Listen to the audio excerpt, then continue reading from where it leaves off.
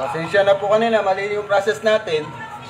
Dapat pala i-restore na natin, hindi na natin, dahil na-backup na nga pala siya, hindi na natin i-restore ng retain user data. Restore natin ulit para matanggal na yung disable.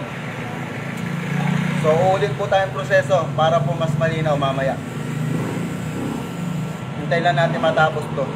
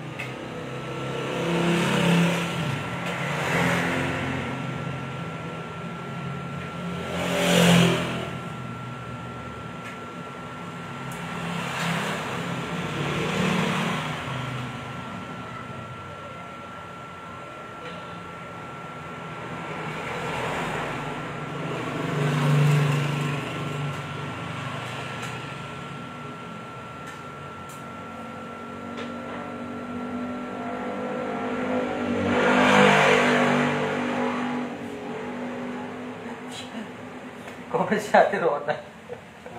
Comment si Ate Rona. Shoutout daw. Buti na lang ako nanonood. Sabay tawa lang. Kaya ganda si Ate Rona.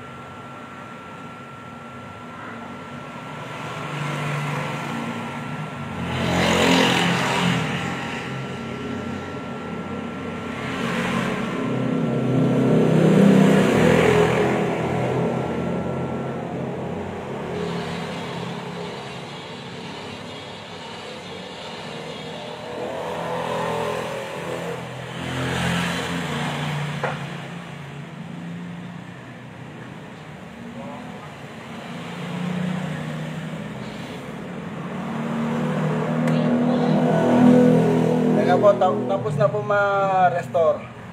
So, gawin natin ngayon, tingnan natin kung may Apple ID siya. Wait na natin magbukas. Tapos activate natin, try natin, tingnan natin kung may Apple ID.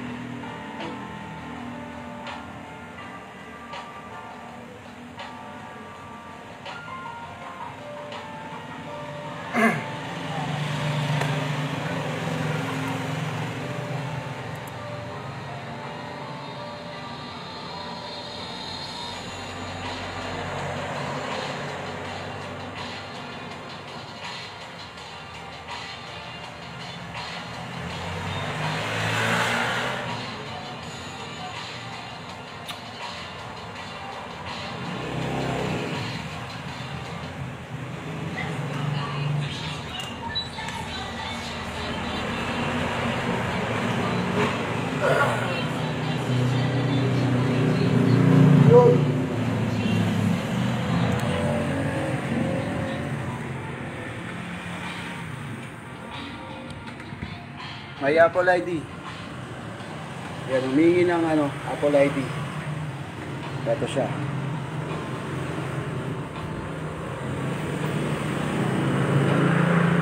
Wait lang natin magbukas.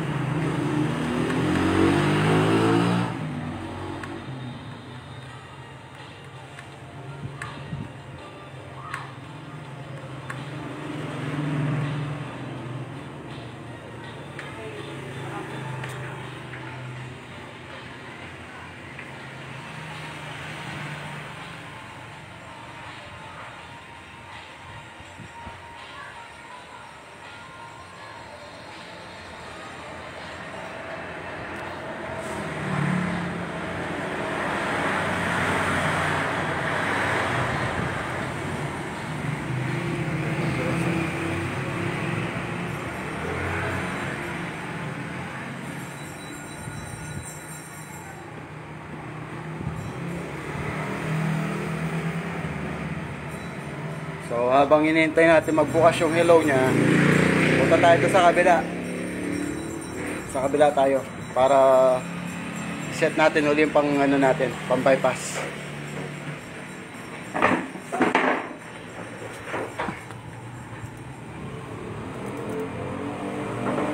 So ito yung jailbreak natin kanina, nagamit na natin. So hindi na natin uli maano to, magagamit ulit. Gagawin natin, restart natin.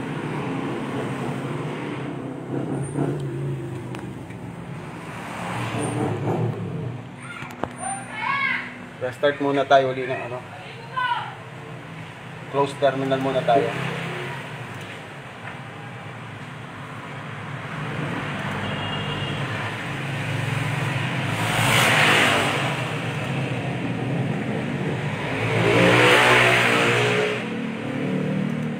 Ito na po, bumukas na, hello na siya.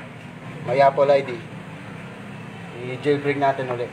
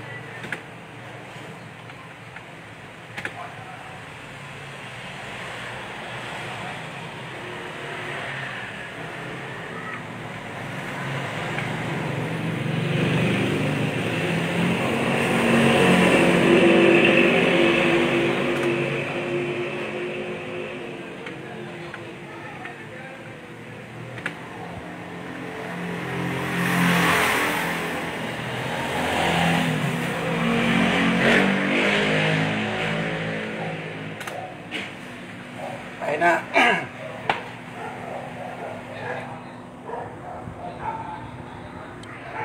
Pasok na po tayo di sa pang jailbreak natin sa check ring na 0.10.2. So jailbreak tayo ngayon.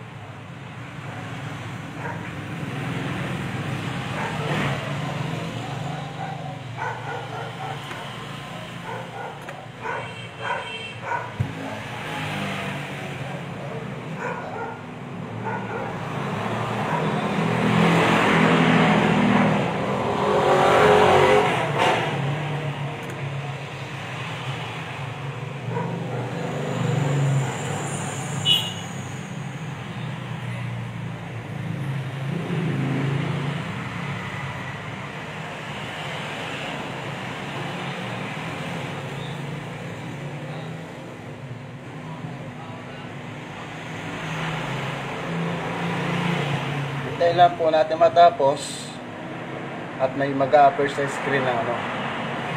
Ayan na, bumukas na yung hapon. Ayan. Kita nyo po. Ibig sabihin niya, nadya-jailbreak na siya. Wait lang natin matapos.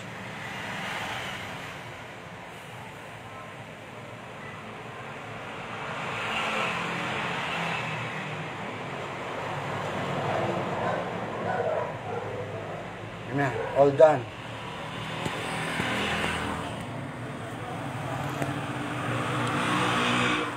Na-jailbreak na po siya. Ayan, done na siya. Tapos bukas ulit sa hello, hola. So, balik tayo doon sa kabilang PC para naman sa bypass niya.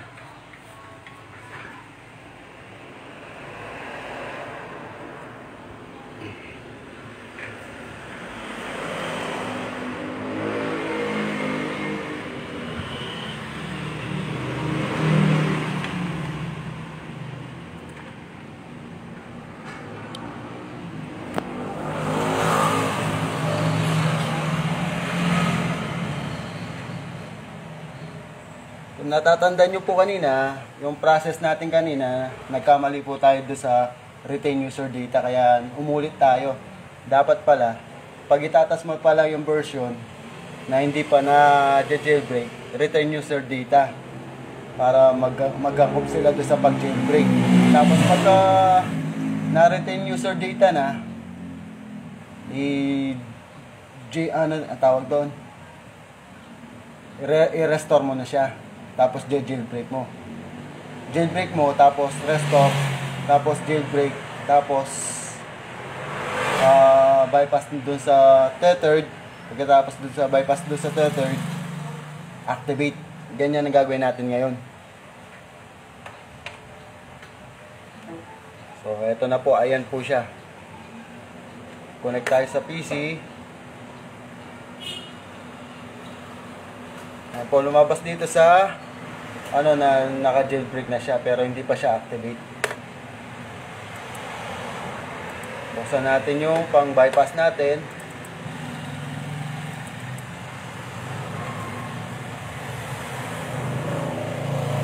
Yun. Ayan po, oh. Tulad lang po yung process nung kanina. Ayan po siya. Jailbroken, yes. Ibig sabihin na jailbreak na siya. Ayan, oh. Jailbroken, yes. Ayan, gawin natin dito. I-bypass natin dito. Ito yung click natin, yung tethered. Para may signal.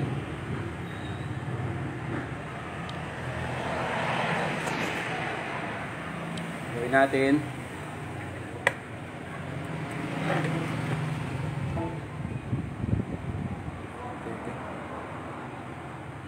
Bypass natin dito sa tethered.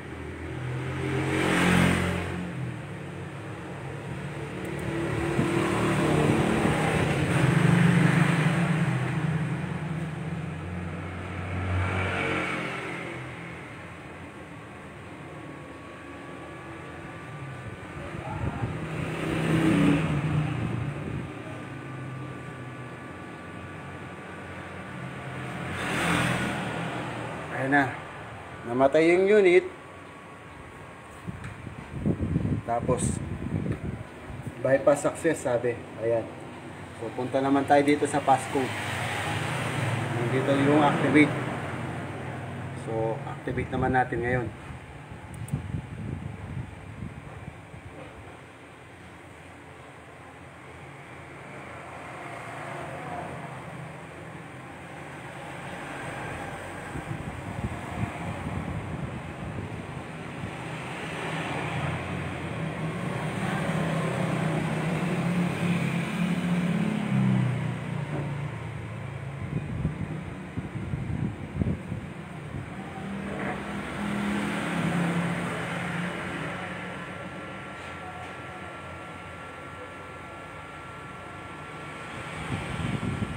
Okay. Activate success, yes. Ibig sabihin okay na. Nag-restart na yung unit. Check natin ngayon.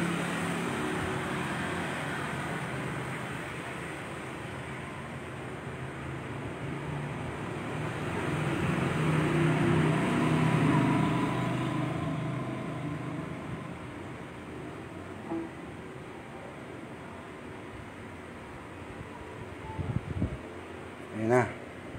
Bumukas na siya. Oh, di ba? Napakadaling proseso.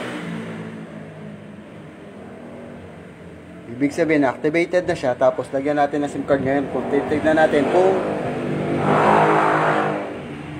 mag-okay siya na may signal.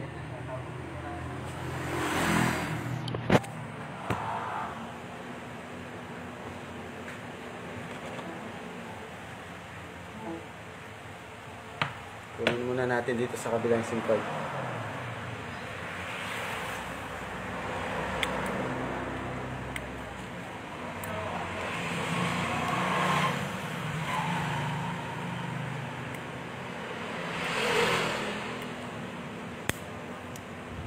Ito naman, binipass ko rin to. Okay na din siya.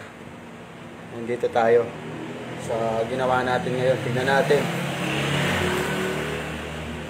Open line kaya to.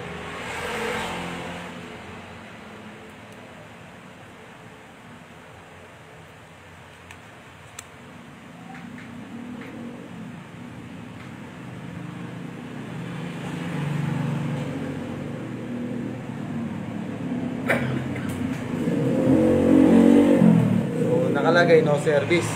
Kasi kaya siya no service dahil yung time and date niya hindi ayusin muna natin. Ayun na, lumabas na oh. Pero ano muna natin time and date niya.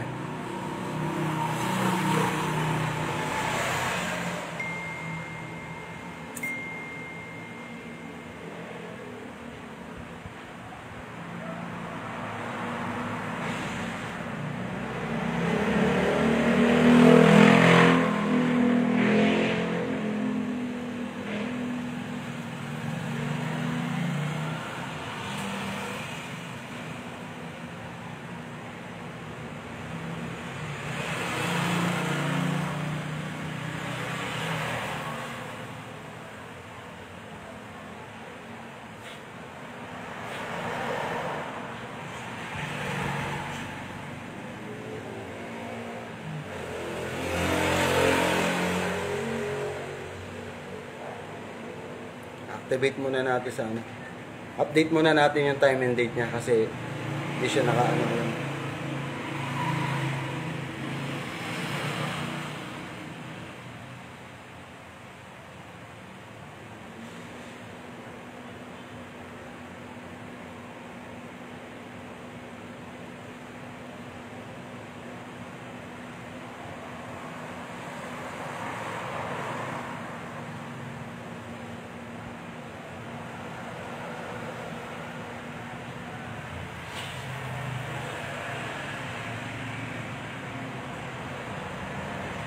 Ano po, yung time and date niya okay na. So makikita natin dito may signal pa siya.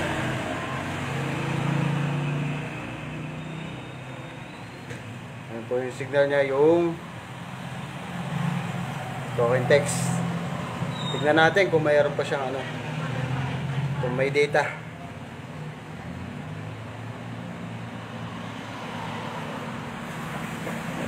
Pag binaypas yung parang bago lang ganun. Wala pang kalaman-laman.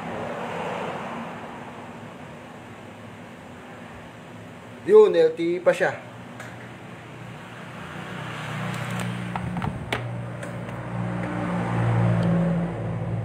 Ayan po, LTE pa siya.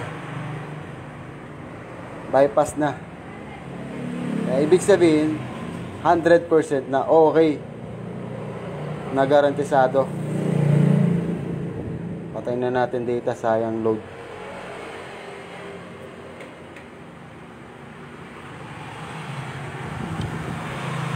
So, natapos na po yung pag-bypass natin ng iPhone 6G.